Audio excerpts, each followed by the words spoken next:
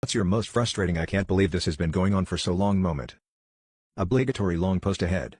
I left my son's father in 2000, took my son and moved into a women's refuge temporarily. I left him because I couldn't deal with his drinking anymore. I found him drinking cheap cider that had never seen an apple in its life at 7:30 a.m. There were other problems, related to his drinking that also contributed to the separation. One of my leaving comments was that he'd drink himself to death. He had regular contact with us but liked to cause problems. I once went to drop my son off at 2 p.m. and my ex was shaking from the delirium tremens. I took my son home and stopped all contact. 9 months later he decided to take me to court for visitation rights. As part of the court proceedings, we had to see a social worker. The social worker spoke to both parents and child secretly to see if a compromise could be achieved. The first social worker, a woman, was nice but became ill after the first meeting and we were assigned a different one, this time a man. I told him that my ex was an alcoholic and couldn't look after himself, let alone small child. I wanted him to prove that he could be sober for 1 year before I agreed to him seeing my son, but the social worker disagreed and supervised visits started once a fortnight. 6 months later, we went back to court, meaning more meetings with the stupid social worker. I again stressed that contact would not take place unsupervised without my ex proving he could be sober for a year. I think it was at this point that the social worker told me I was a bad mother for preventing a father from seeing his son.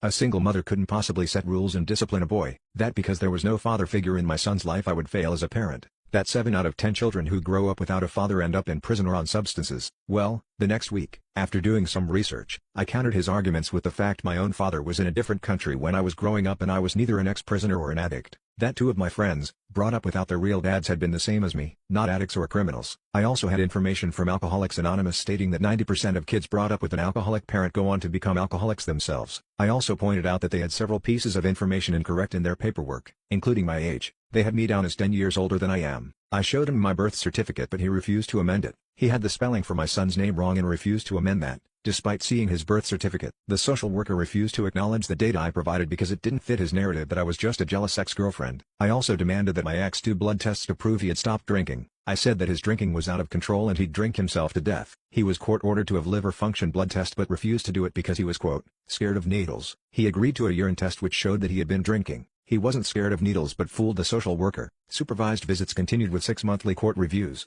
where the social worker and his solicitor would push for unsupervised contact, but I refused to budge until my ex could prove he'd been sober for a year. Same old story.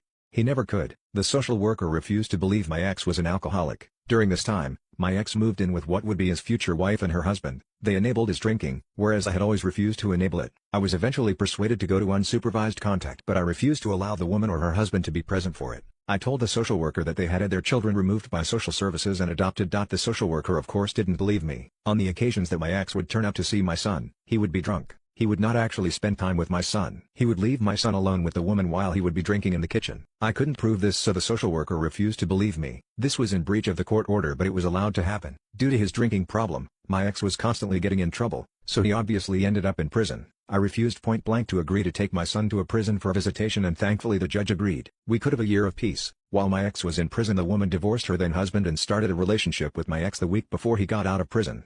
I saw a small article in the newspaper about a new type of test to prove alcohol use that didn't involve taking a blood test. I immediately made an appointment with my solicitor. He had also seen the same article and agreed to demand it for the next time we went to court. We didn't go back to court until about 8 months after he got out of prison. The same social worker tried convincing me to believe that my ex was no longer drinking and if the new test came back, I would have to agree to more unsupervised visits. This new alcohol testing method involved analyzing a person's hair, trying to get out of it. My ex shaved his head. Thankfully the test could be done from any hair and they plucked them from his armpit and groin. The test came back proving he was drinking the equivalent of a full bottle of whiskey a day. The social worker still tried convincing me that I was a terrible parent for not wanting a father to spend time with his son. About this time, the woman's ex-husband also got out of prison and moved in with her and my ex. I really didn't like them and again repeated that they had their children removed by social services and adopted. The social worker told me I had to allow this woman to be involved, that I was merely a jealous ex upset that he had found someone else and I was still single. During all these years, I was still in college trying to get my degree. I didn't have time for a relationship and was focused on getting my life together so I could be a responsible parent,